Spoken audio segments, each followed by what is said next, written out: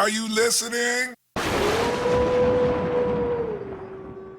Welcome back to the Nerf Report. My name is Bryant. And when you look at the games that are coming to Google Stadia this October, it is very hard not to be excited about the upcoming game, Falconeer Warrior Edition. And for today's show, we are joined by the games developer Tomas Sala to discuss their upcoming game, what led them to bring their game to Google Stadia, along with what the future of the Falconeer series has in store. Well, the Warrior Edition is just, it's basically the upgraded version. So basically it's the best possible version you can have for the game. If you've seen it around and not jumped in, I'd say it's the ultimate edition. Flying giant birds, come on, it's like a base experience. And dogfighting, you gotta be into dogfighting. So it's not a first-person shooter, but it's like a proper dogfighting, leading the gun. So if you're into that kind of stuff, go play Falconeer. I think at some point everybody said, let's have a go at this. It's interesting. And you know, I'm a big fan of streaming and of this sort of cloud technology. It is really, really interesting. And it is, you know, whatever people can pretend that, you know, the next gen is about more triangles or whatever, but it is about these kinds of technologies. Thomas, thank you so much for joining us today. Thanks for having me. The Falconeer is an awesome game. I got the chance to play it back on the PlayStation, and now the Warrior Edition is coming to Google Stadia. So what can people expect on Stadia when they pick up the Falconeer Warrior Edition? It's the same next-gen version that's out on PlayStation 5, let's say, PlayStation 5 and Xbox Series XS. Settings-wise, it's the same quality. I think it's at native 4K and doing 60 if your bandwidth is up with that. The Warrior Edition is just it's basically the upgraded version. So the game launched November 2020, and I've been working for a good 10 months adding content, updates, patches, improving the game, listening to a lot of user feedback. So basically it's the best possible version you can have for the game. If you've seen it around and not jumped in, I'd say it's the ultimate edition. Yeah, I've noticed with video games, they kind of go in waves, right? You got like the launch edition, but then if you're willing to wait a couple months or maybe even a year later, it's almost like the great version releases that includes all the DLC. I'm curious, when it comes to users playing the game, which do you prefer? Do you prefer them buying it at launch, waiting until the Ultimate Edition comes out, or what's your opinion on that? Strangely, the developers and publishers, and it's not, I know games as a service has this, aftertaste, let's put it like that.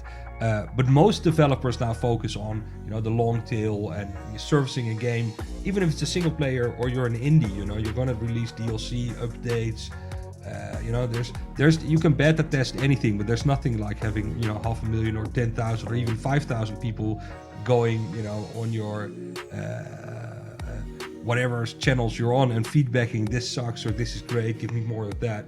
So lots of developers are in that mode where they'll just add content, improve the game, and it's part of your success. Games don't always, do it big on launch. You gotta really, stick it in there and support the game you made. So, but strangely, the business hasn't evolved the same way. So press, journalists, whatever, they're all stuck in, and rightly so, more or less, because you can't keep, if they have to cover every indie game for a year, they'll go mental. In a sense, from a business perspective, you need a good launch, because then you said, it had a great launch, and then all the algorithmic stuff, all the stores, they'll go keep you high on the list.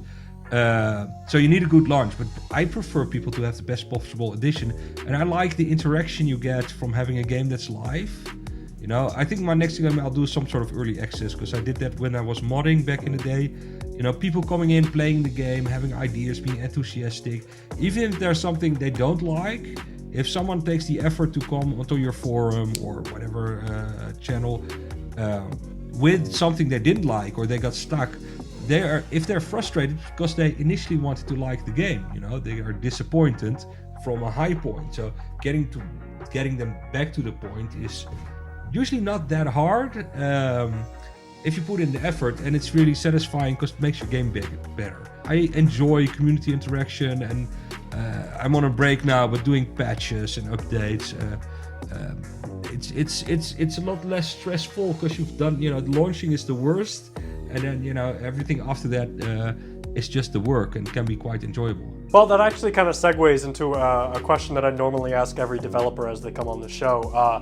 Launch date is kind of a monumental moment. Like, you've been spending months and years to get this game ready, and then it's finally out there for the public. Do you have any rituals or celebrations that you typically do when a game launches? I get a little blanket and I'll put it on the couch and I'll crawl under it. I might self-medicate. Whatever I can find. So you're not one of those to dive in the trenches of Twitter and see feedback. It's more. I'll dive into Twitter, but I'll be fucked up. Can I swear on your channel? Oh, you're more than welcome to. Yeah, you're good. Actually, I find I get pretty fucked up, and you can't help it. There's some because there's going to be trolls, and there's going to be people there's people loving your game, but someone comes up and say, I'm stuck in that mission. You immediately go, there must be a bug. And the amount of times it's just, oh wait, you didn't read the mission text. You have to hold on, blah, blah, blah. But and then you got reviews and stuff. It's an emotional roller coaster. I'd rather not launch. Personally, I just got if there was an option not to do that, I'd skip it. Well, in regards to the Falconeer, I mean, for what I played of it, and I can kind of see in the trailers as well, exploration seems like it's a big part of it. Like, the world seems pretty big. For someone unaware of never played it, how big exactly is the world? And I mean, is there an edge to the map, or what are we looking at? There's no technical edge. You can go all the way, you can Minecraft all the way to where the floating point starts to shake up the world. I think it's in units. It's 25 square miles or something.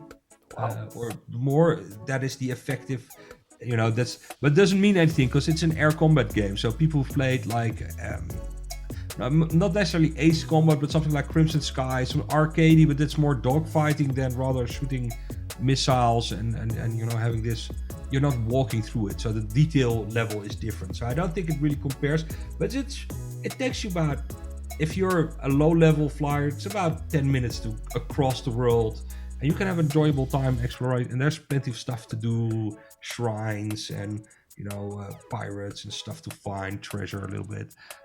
So there's stuff to do, but it's not like a Ubisoft game. It's really focused about air combat, and that takes a lot of space. So there is a lot of space. We got giant flying falcons that we get on the back of them. It's aerial combat. Where was the inspiration for this game? I mean, how did you pick to do this? I'm a huge sci-fi nerd, so I did like Dune or any of these epic world building worlds I really enjoy. I enjoy lore. So if you're into lore and like figuring out the backstories, there's lots of lore in there, and people on Discord go pretty deep in what it all means and stuff. So there's lots of that in there, but inspiration. I've done a lot of Skyrim modding in the past. People might know me, the Khajiit Moonpath to Elsewhere guy mods I did 12 years ago. So there's actually a fair bit of Skyrim inspiration in the game. Just that feeling of having a world where stuff matters and you can just sort of happenstance upon situation where your mind goes, what's happened here? There's little clues about. I like that kind of world building where it's very coherent. And then there's, oh my god, there's so much inspiration. Crimson Sky, as I said, there's lots of Star Wars-esque visuals to it. There's lots of laser-esque weapons. It's sort of a genre. It's not just fantasy, steampunk. It's sort of, and sometimes when the big airships come out of clouds, you really get that, Star Destroyer coming up, and then they're firing all their green or blue bolts and stuff. I like that sort of visual style. So there's a little bit of Star Wars in there as well. So you kind of hinted at it a little bit, but you made this game all by yourself. But I've had lots of support structure. But I'm a 3D artist by trade, but I've been programming for 20 years. Usually because I get very frustrated when I have to wait for someone else to program my stuff. And then so I do all the art, the 3D art, the tech art. It's a game that doesn't use any texture, so it's going to be interesting for a lot of people when they expect a next-gen title. Everything, is supposed to be photorealistic, but this is very stylized. I wanted it to look like, something you could print out and put on your wall. So very graphical. and very clean. So it uses it's a very fine color palette that really it's maxed out on color gradients and stuff like that. So I'm an artist and I code all the stuff and then I write all the stuff. So but there's like the publisher helps me. So there's someone helping with porting who's a specialist in this. Someone spell checks my writing because I'm not an English native speaker, and that can sometimes help. So you have a copywriter, and I'm working with Benedict Nichols, who's a fantastic musician, so I'm not a musician. So it's like a solo album, there's I'm doing all the gameplay stuff is just me, all the game art is just me, all the writing, the story is just me, and then all the stuff around which I don't enjoy, I got help for. I was reading your bio, and it basically said that you got your start doing Skyrim mods. One of the questions we actually got from the Stadia community was in regards to that, of what's it like to have got your start making mods, and now you're building a game that's in a cloud. I mean, the technological leap between that day and today is kind of huge. I didn't actually just start with modding. I was already in the game industry, but the modding is the first time I started doing something for myself. The thing modding taught me is, you can have a community-powered development, and that's the one thing. And the other thing it taught me is people enjoy what I do, and they enjoy, the crazy stuff I put out there, and it's so that wasn't. It was, even though I've already been in the industry technically working, but it was an eye-opener where people were interested in my art as were. How does it feel to now do stuff? It's pretty crazy. I'm not digested into a quotable thing, but how do you feel? It's pretty cool. It's been a roller coaster. So I think I enjoyed it. I'll make another game. Falconeer is coming to Google Stadia on October 5th. I'm curious, how did this relationship begin? Did Google approach you guys, or did you approach them? My publisher, Wire Productions, had a really good relationship with Stadia. I think at some point everybody said, let's have a go at this. It's interesting. I'm a big fan of streaming.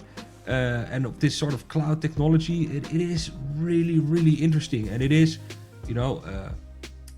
whatever people can pretend that, the next gen is about more triangles or whatever, but it is about these kinds of technologies, that are really, how do you call it? I hate the word disrupting, they're disruptive technology. And, so it's something I got into. I said, yeah, let's do it. It's something I want to be a part of. And let's see what happens. And it's really fun because this month turned out to be a really great month for Stadia with lots of buzz, and the Stadia community has been really nice. I had some interactions on Reddit and stuff, and they've been very friendly. So Stadians, I don't know what the official name is for people. It's been nice. So yeah. I love the term you used of disruptive, because I think that I think it's constructively disruptive, because it's not destroying anything, but it's helping it build. And one of the things I love about cloud gaming is that consoles are expensive. Like if you want an Xbox Series X or a PlayStation, you're looking at $500, whereas anybody who has a Chrome browser now has the ability to play the Falconeer, which is mind-blowing. I grew up on the N64. That blows my mind. It feels like it's a technology and a platform whose time is slowly coming. It's not. It wasn't. When I remember it being announced in at GDC. Was it 2019, 2018, somewhere around that time. And I don't think people appreciated it back then what it was gonna do, and I think many people still don't appreciate what it's going to change. And actually, the funny thing, I worked with David Perry on a charity project, I don't know, years ago, and he had Gaika, which was the very first cloud computing platform, which he sold to Sony, and I think it became PlayStation Now or whatever. And I remember him showing how it worked, and him running Photoshop through his browser, as a tech demo, because just hooking from in his hotel room. What? So it's like, and you could play any game. You could. It's just in your. So it's a bizarre technology, and I think we're not seeing what it's gonna do yet. It's that moment where we can have a chat, and then there'll be a button, now play the Falconeer for a little bit while you're watching this podcast. We're not there yet. It's not, that integrated. But I think that's where it's going to hit, the rubber hits the wall or whatever. That's where interesting stuff's going to happen and people are going to come up with game concepts that only work in cloud game. Yeah, I think going back to something you said earlier about how, people are looking at game development the same way they've looked at it for years. I think cloud gaming is kind of the same way. People are trying to put cloud gaming into the same narrative as what PlayStation and Xbox and what we're doing currently, when it's, to your point, I think we're just on the surface level. I don't even think we've kind of even touched kind of the potential of cloud gaming in a way. The landscape someone painted for me years ago, so imagine you're on YouTube and you're watching advertising and then you're just playing the game they're advertising. And that, to me, that is quite, it's commercially, it's very disruptive at that point. And it explains why everybody's diving on there, because it is about a seamless integration. But creatively for me, so, okay, what can you then do with games when they're not, when you can have that seamless, a reality check with your other online, and you get into ARG. I'm not into ARGs and all these, reality gaming. But there's an interesting concept. I think there'll be technologies and games. They'll start to do things you can't really do on a console or on a local platform. Well, I kind of want to get to know the guy behind the game a little bit more. So I've got some rapid fire questions that I'm hoping I can ask you, and you just answer with the first thing that comes to your mind. What's your favorite movie? Okay, I'll be topical. So I watched the new Dune, Okay. and I think I still prefer the David Lynch version. We're going to get a little deep on this question. What inspires you the most? At the moment, what inspires me is when people try to make games that go beyond, the sheer trigger-happy enjoyment. So, I like a good explosion as much as the next guy, and the game is filled with that. But what excites me is games that want to be art, and I don't want to put them in a museum or have them some difficult topic. But a game, you finish playing and you're still thinking about it, other than having the trigger going, oh my god, I should have killed that guy around the corner and then hyper jumped, whatever. But have an intellectually challenging experience that changes you in a way, or that makes you connect with the person that made the game. Favorite type of food? I love pizza. There's nothing wrong with pizza ever. I love pizza. It's fantastic. I like American pizza. I like Italian pizza. Making pizza. It's pizza. I saw a poster once that said, "Bad pizza is still pizza." It's a really corny meme. It's bad. Pizza is like sex, even when it's bad. Pretty true, actually. So even bad cold pizza you scrape from the fridge wall when you're hangover is pretty good pizza. Any plans for the Falconeer 2? I've got a little roadmap that might lead to the Falconeer 2, but in between there might be either a chill sailing game set in the same world, which is more of an adventure, some sailing, but most likely I'll do something which is because in the Falconeer it's an ocean world and there's these like fortresses and towns that are built on rocks and are all really epic and vertical. I enjoy making those. It's like relaxation just. So I love building games, and usually they're a little bit tame and that have to water the flowers and stuff like that. I'd like to make a bit, build your own stronghold with cannons and all that fantasy stuff, dragons stuff, little RTS bits in there, and a little story like Frostpunk. I think that'd be interesting in the Falconeer world. And of course, because you'll be able to press a button and fly around on the back of your bird and jump into the action if you want. But I'm quite enamored with the idea of I've got a name for it, but I'm not going to drop it yet. But it's sort of a fortress building game, which is really intuitive, but it's also quite aggressive and defensive with all kinds of action. That sounds fun. We'll see. Sounds like a lot of fun. Final question. What game are you currently playing right now? I was trying out Breath Edge. I think that's pronounced it for a little bit. And then what did I play? I played Frostpunk recently, which I really enjoyed.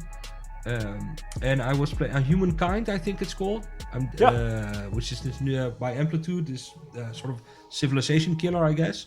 Really impressed with the visuals on that.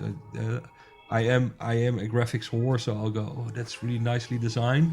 So that's the latest one I spent, going, oh, it's 2 o'clock already. So Humankind, I think that's cool. The final question. If you had to pick one reason for someone watching at home to check out the Falconeer, what would it be? Flying giant birds, come on, it's like a base experience. And dogfighting, you gotta be into dogfighting. So it's not a first-person shooter, but it's like a proper dogfighting, leading the gun. So if you're into that kind of stuff, go play Falconeer. Well, I know for one, I cannot wait to check out this game. And for those of you watching at home, the Falconeer Warrior Edition will be launching on Google Stadia on October 5th of 2001. Thomas, thank you again so much for joining us. If someone wants to find out more information or how can they find you, where should they go? I'm on Twitter a lot. At Falconeer Dev. And just hit me up. I usually answer everybody. So yeah. Thank you again for joining us, and thank you to everybody at home watching this. My name is Bryant, and this has been the Nerf Report. Thanks for watching. Thank you, sir. Appreciate it. I'm gonna try to get.